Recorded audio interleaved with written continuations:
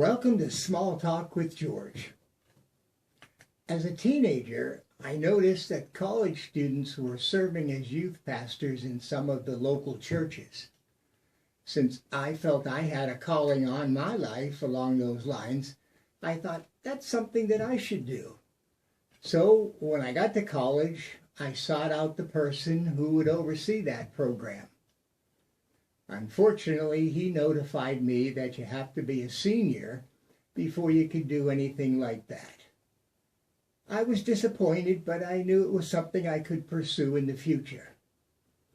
My roommate Ed and I got along quite well. He was a pre-med major because he felt called to be a medical missionary. I was a religion major, figuring I would be pastoring churches. Sometime that first semester, Ed got word that his mom was diagnosed with stage 4 cancer. I believe this was just before Christmas. Ed's mother was a believer, but his dad and siblings were not.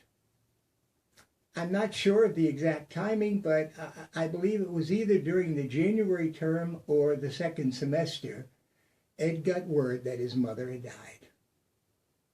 You can imagine how difficult that was for him. He headed back to the Philadelphia, Pennsylvania area for the funeral. Around that time, I was speaking to my mother, and she suggested that I fly to Pennsylvania to be with my roommate at the funeral. I agreed that it was a good idea, but I wasn't sure of the mechanics. How would I get from the airport to the funeral home? Where would I stay? I was willing, but just wasn't too sure. Well, it just so happened that there were 3 or 4 other students, freshmen like me, who were attending the same college. They suggested that I call their pastor, who was Ed's pastor, and inquire if he could arrange transportation and a place for me to stay. Sounded like a good idea, so that's what I did. When I spoke to the pastor, he put me on hold for a few minutes.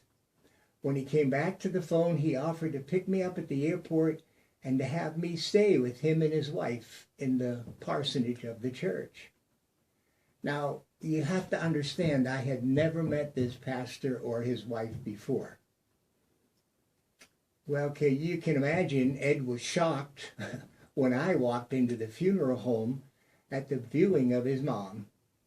He was so glad to see me and asked, instead of going back to stay with the pastor and his wife, if I would come to his house and stay with him. So that's what I ended up doing.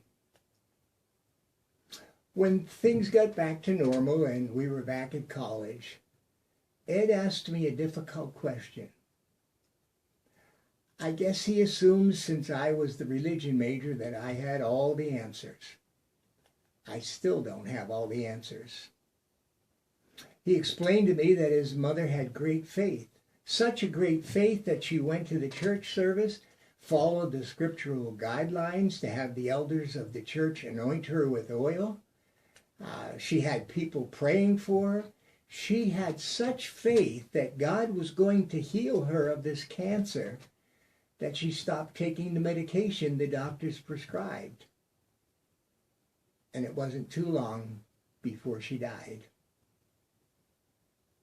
Ed was hoping I could explain how that could happen. I couldn't then, and I still can't.